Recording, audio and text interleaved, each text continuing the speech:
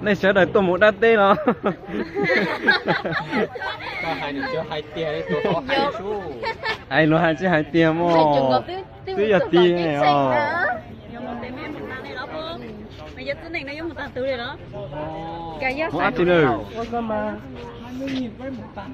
lại một bé một chế xíu nó bé mình gì được mà chỉ chuối nhẹ bây giờ trồng chay nào mà chín chao cái này uống xí à em chỉ mua đó chỉ lấy một ô chuột đi tiền à cho trồng chay nó tiền mẹ có nhiều xí á mẹ chỉ một tô hộp lá xem mà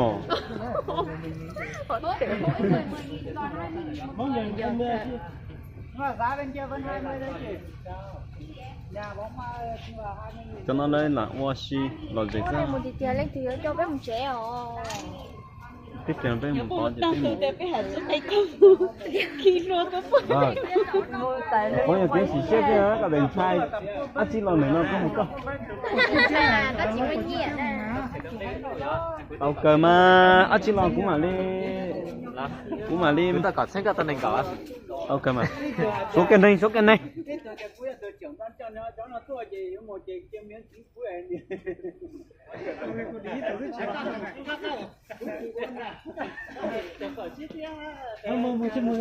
con mê rồi em đây không xe bảo đi tất cả đi chung đi đi chung đi giờ sẽ chịu được rồi, bây giờ cái gì chuyện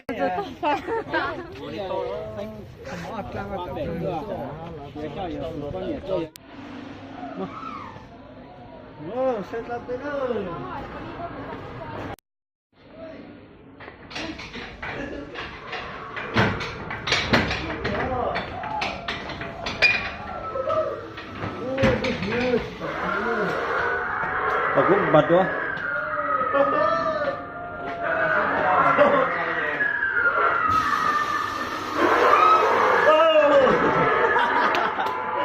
giờ thì là chúa thế này mà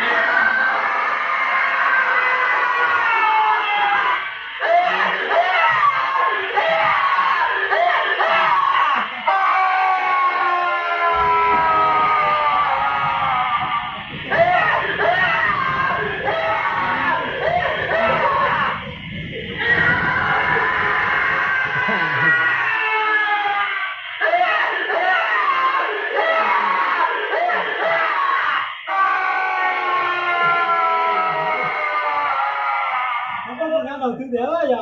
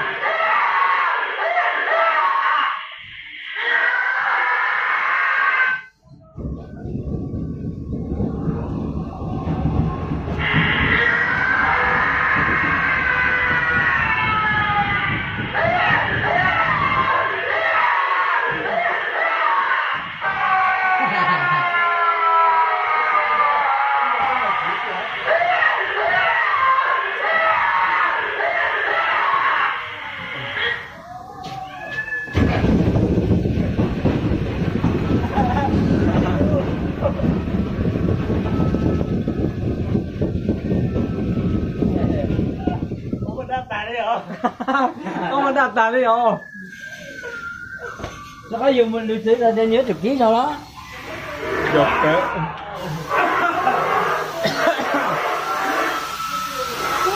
Gan ta tắm vào đây cả.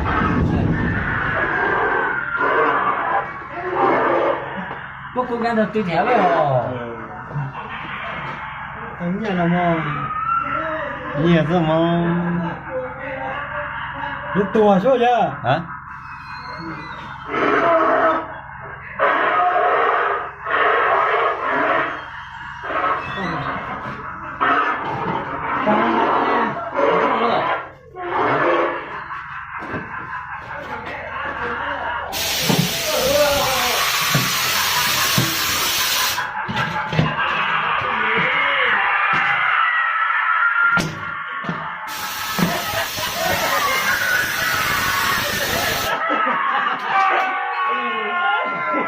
sao bây giờ đấy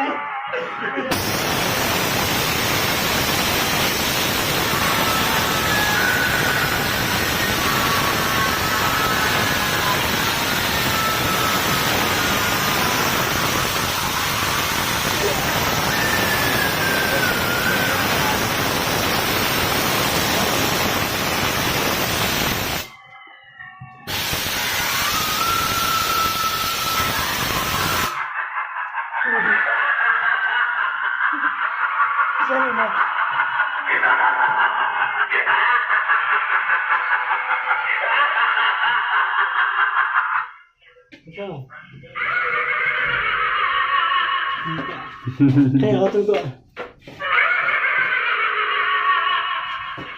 Thế có tương tự.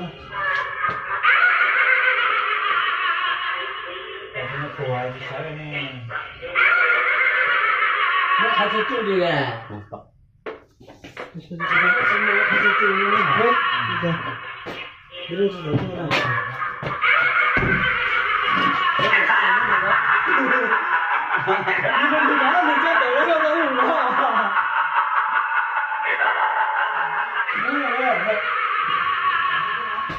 Nó là kìa nó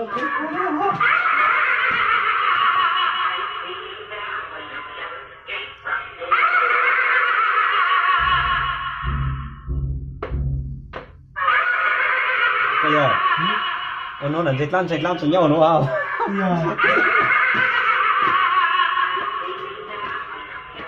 ra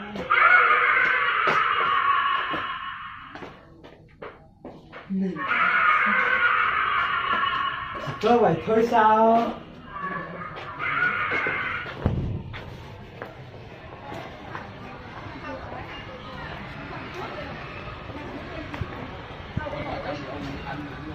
Chỉ có vậy thôi. chỉ có vậy thôi sao Lẽ thì làm gì mà có cái gì. Kỷ niệm một cái đã dùng tại tốt lành sao nó thế hả? Tốt lành sao nó thế? Để tay tinh à. Don't try to blow, baby mà bóng tay. Bao nó giờ bao một say đan tê lỏ nữa. sao đó thế Bố bố, xe ngọc lại. Bố lo rồi. Tiếp bố rồi.